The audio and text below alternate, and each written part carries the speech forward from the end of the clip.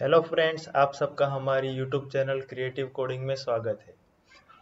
आज हम C program का नॉर्मल एक प्रोग्राम बनाने जा रहे हैं जहाँ पे हम यूज़र से कुछ वैल्यू इनपुट लेंगे और फिर उसको स्टोर करेंगे और फिर उसी वैल्यू को हम डिस्प्ले करेंगे। ये हम इंट में, फ्लोट और कैरेक्टर डेटा टाइप में हम ये एग्जांपल परफॉर्म करने वाले हैं।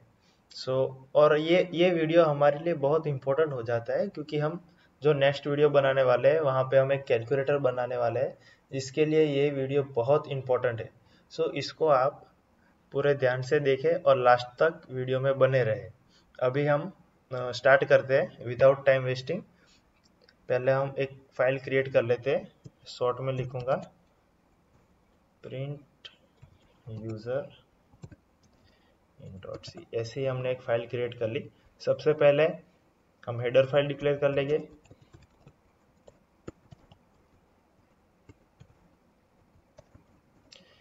अब हम void main में ये प्रोग्राम बनाएंगे।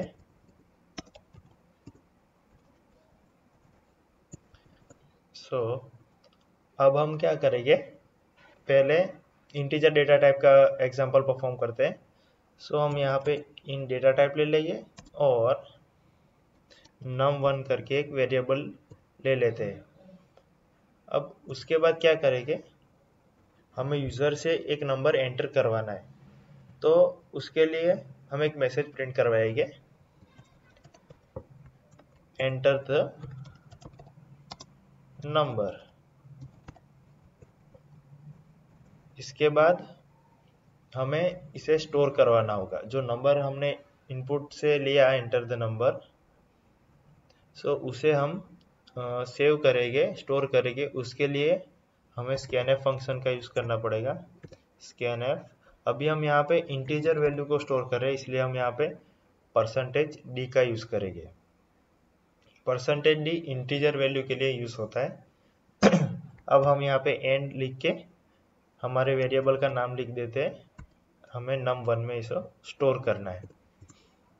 अब इसको हम प्रिंट करवाएंगे, डिस्प्ले करवाना है हमें जो नंबर हमने एज ए इनपुट लिया था उसे। तो यहाँ पे हम printf फंक्शन का यूज करेंगे, print the number is %d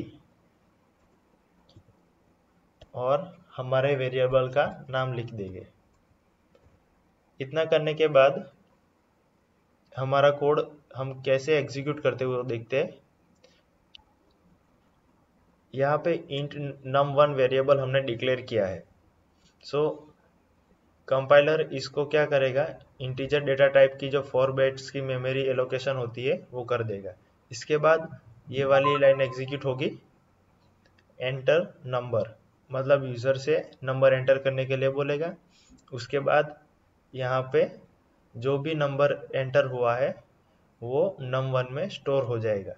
उसके बाद क्या होगा, ये वाली लाइन एग्जीक्यूट होगी, वहाँ पे ये मैसेज प्रिंट होगा, द नंबर इज %d, मतलब जो भी नंबर हमने एंटर किया होगा, जो स्टोर हुआ होगा, वो डिस्प्ले करेगा। कहाँ से, num1 में से। इसी तरह हम इंटीजर वैल्यू को डिस्प्ले करते हैं यूजर से एज ए इनपुट। अब हम इस फाइल को कंपाइल करते हैं।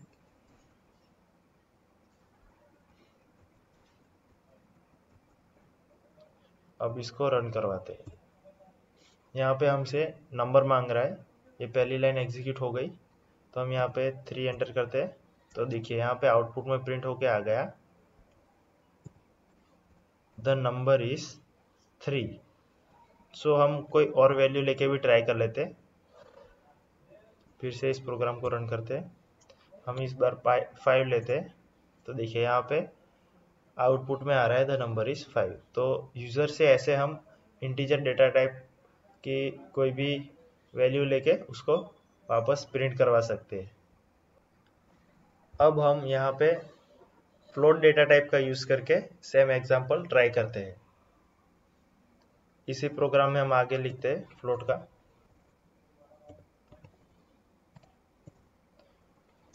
यहाँ पे हम num2 लिख देते हैं क्योंकि num1 हमने पहले से ही ले रखा है।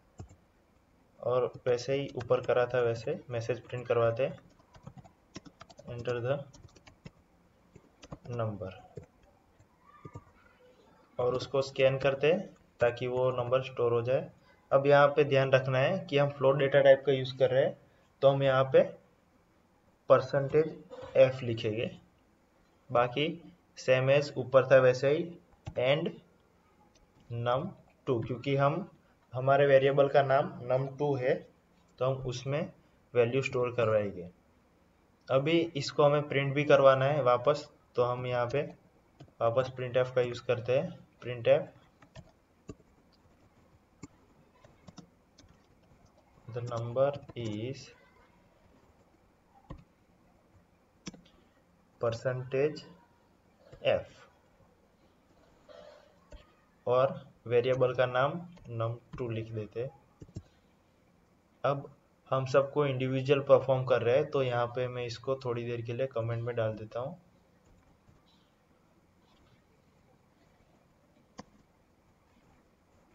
अब हमारा ये वाला कोड ही सिर्फ एग्जीक्यूट होगा, तो इसको सेव कर लेते पहले और कंपाइल कर लेते।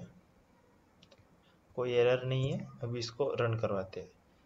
देखो यहाँ पे नंबर मांग रहा है, एंटर द नंबर, तो यहाँ पे हम पहले नॉर्मल इंटीजर वैल्यू डाल के देखते हैं। तो देखिए यहाँ पे हमने 3 डाला, तो उसका पॉइंट के बाद का भी जो डिटेल्स था वो आ गया 0.000। तो फ्लोट डेटा टाइप का यूज़ यहाँ पे ही होता है, जहाँ पे हमें पॉइंट में आंसर चाहिए, वहाँ पे फ्लोट डेटा टाइप का यूज़ होता है। हम दूसरी भी वैल्यू डाल के देख लेते हैं, फिर से रन करके। अब यहाँ पे हम 3.33 डालते, तो देखिए यहाँ पे आपको 3.33000 आंसर मिल जाएगा। तो इसी तरह से फ्लोट डेटा टाइप का भी यूज़ होता है।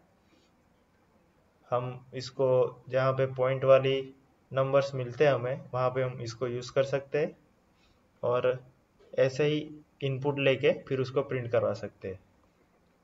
अभी हम नेक्स्ट कैरेक्टर डेटा टाइप का यूज़ करके वैल्यू को इनपुट करेंगे और फिर उसको प्रिंट करवाएंगे। तो इसी में ही हम आगे कैरेक्टर डेटा टाइप का यूज़ करते हैं, और यहाँ पे हम ch लिख देते हैं।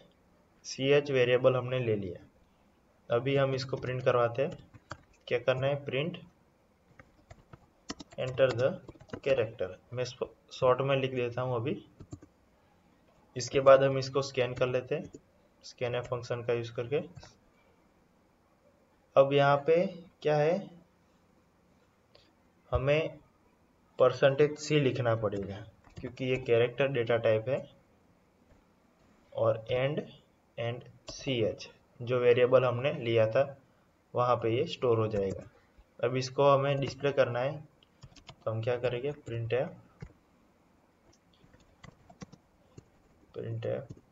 the character is %c और वेरिएबल का नाम ch। तो अब देखते हैं इसको रन करवा के। पहले हम इसे फ्लोट डेटा टाइप वाले कोड को कमेंट में डाल देते हैं। अब यही कोड एग्जीक्यूट होगा, इसको सेव कर लेते हैं पहले। अब इसको हम कंपाइल करते हैं, कंपाइल हो गया, नो एरर। अब इसको रन करवाते हैं। देखिए यहाँ पे पूछ रहा है एंटर द कैरेक्टर। सो हमें यहाँ पे अब कैरेक्टर हम चलो v डाल के देखते हैं। द कैरेक्टर इज v, देखो यहाँ पे आउटपुट में हमें मिल रहा है। अभी कैरेक्टर में हम प्लस माइनस मल्टीप्लिकेशन ये सब भी डाल सकते हैं, तो इसको हम फिर से रन करवा के मैं प्लस डाल रहा हूँ, तो देखिए यहाँ पे द कैरेक्टर इज प्लस। तो इसी तरह से हमें इंटीजर, फ्लोट और कैरेक्टर डेटा टाइप का यूज़ करके हम नेक्स्ट वीडियो में कैलकुलेटर बनाने जा रहे हैं। तो उसके लिए वो वीडियो आपको जल्द ही मिल जाए, तो आप हमारे चैनल को सब्सक्राइब कर दीजिए और हमें सपोर्ट करने के लिए लाइक दे दीजिए। हम इन तीनों डेटा टाइप का यूज़ अपने नेक्स्ट वीडियो में करेंगे। सो आज का वीडियो होपफुली आपके लिए बहुत फ़ायदेमंद रहा होगा। सो थैंक यू, और ऐसे ही हमारे साथ जुड़े रहे।